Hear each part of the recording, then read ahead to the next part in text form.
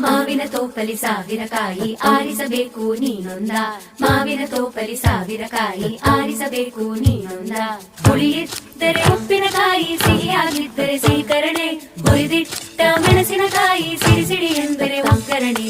ಮಾವಿನ ತೋಪಲಿ ಸಾವಿರ ಕಾಯಿ ಆರಿಸಬೇಕು ನೀನೊಂದ, ಒಂದೇ ಹಣ್ಣಲ್ಲಿ ಬಗೆ ಬಗೆ ರೀತಿ ಇಟ್ಟನು ಯಾಕೆ ಭಗವಂತ.